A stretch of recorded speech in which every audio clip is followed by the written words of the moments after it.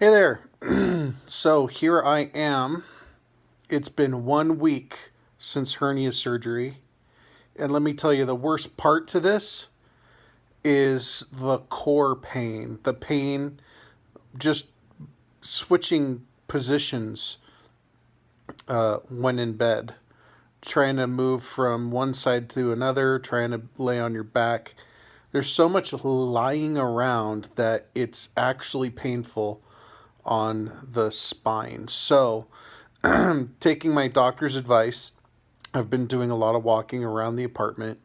And I've also found that there are some really basic things that you can do to minimize your risks of getting a hernia. So I'll share those with you today. First and most important, don't get fat. You notice all this? That's called fat. And if you have enough to have some under your chin like I do, that means you've got some around the rest of your body as well. To minimize your risk of hernia, you want to make sure that your abdominal wall, which isn't just the muscles, but it's also the layer underneath it. I can't remember the name of it. The myofascial, something like that. It's a fiber that runs underneath your muscle.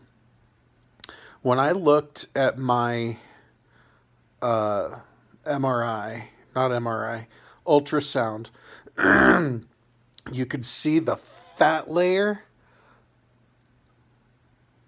my abdominal muscles, and my very tiny myofascial wall, or whatever it's called. I've got that wrong. If you know the name, put it in the comments below. Keeping yourself thin ensures that your wall is thicker. It's not spread out so much. And when you have a thicker abdominal wall, it's kind of like stretching out a rubber band. If you stretch out a rubber band and you poke a hole through it, the rubber band's going to snap. If you keep a rubber band nice and loose and you poke a hole in it, you're never going to notice. Same thing goes for a balloon. You poke a hole in a balloon, you can't tell. You start blowing up the balloon, what happens? The hole gets bigger, air starts escaping. Same principle, same concept as a rubber band. That's what happens to your abdominal wall when you get fat. You're decreasing the effectiveness of your abdominal wall. So, here I am. Middle of October, I started losing weight. I was at 395. Now I'm down to 376. And it's nearing the end of November. It's November 28th right now. So that's what? That's almost 20 pounds in a month and a half. So I'm pretty happy with those results. However, I will say, if I would have started this weight loss journey when I was 220 pounds instead of 395 pounds, I probably would not have gotten a hernia. Next, this is really important. Understand that your abdominal wall can only be strengthened so much.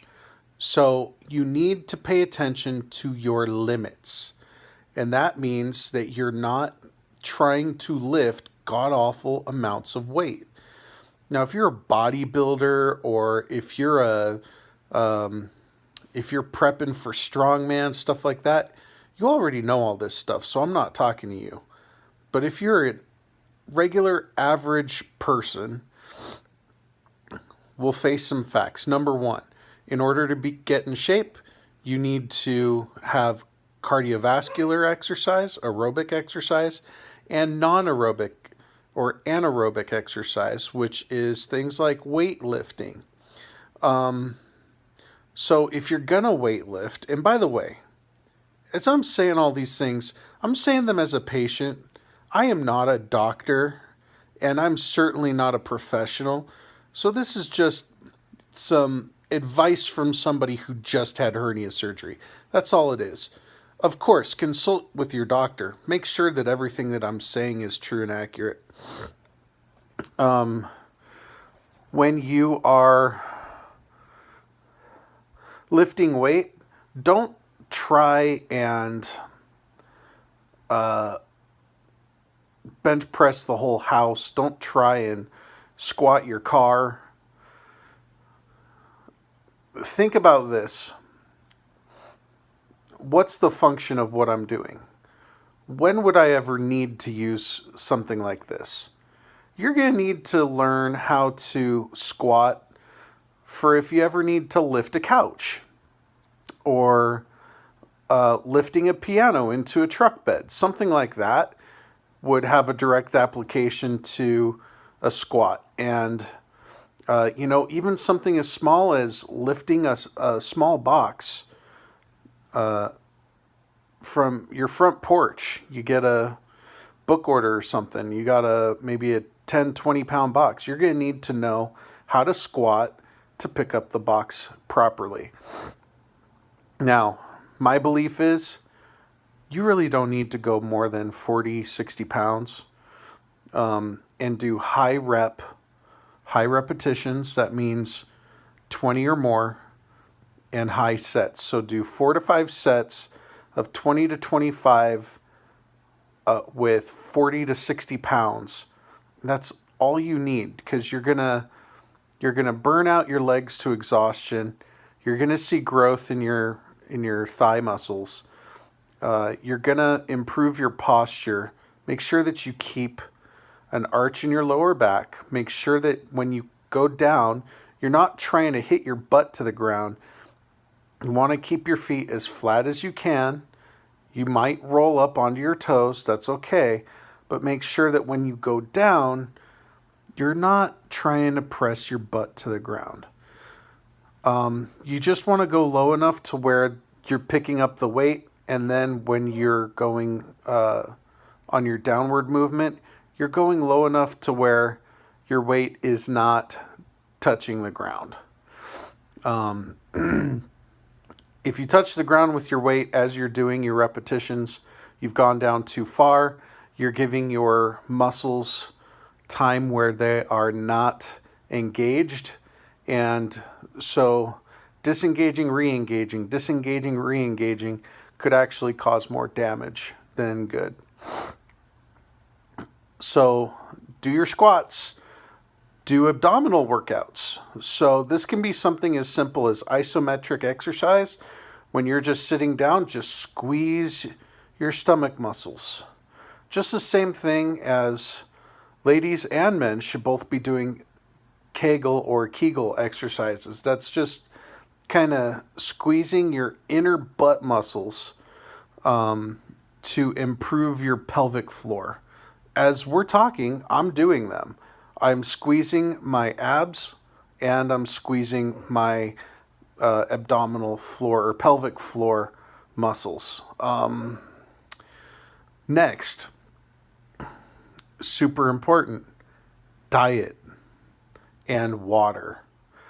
See, if you're not having to strain when you use the restroom, you're less likely to have a hernia. So, high fiber foods, stay away from sugar, stay away from white breads, stay away from really heavy, thick, sticky stuff. Make sure you get plenty of vegetables. So if you're going to have a steak or something, make sure that you have it with some Brussels sprouts or some asparagus. And when I say some, I mean the majority of your plate should be taken up by the vegetable and a smaller section for your meat. That is not typical when you go to a restaurant. However, if you cook for yourself, guess what? You have the option of taking care of your portions.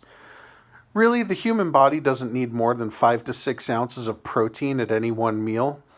So that is a very small steak. That is, if I look at my hand, that's the size of the palm of my hand. That's That could be anywhere from 5 to 8 ounces. 5 to 8 ounce steak.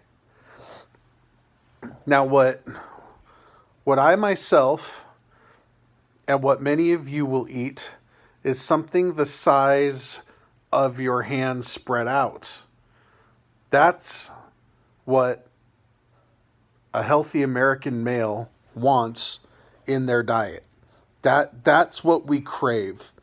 We go shopping for food with our eyes, and we go, ooh, 16 ounce or ooh, 32 ounce porterhouse steak. Yeah, load it up. $30, right on. Bad idea.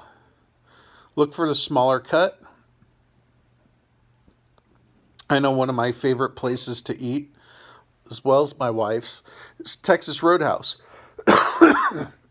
The thing that I love about Texas Roadhouse is you can get your steak in a, you can order it by the ounce. So you can say, you know what, I only want a 6 ounce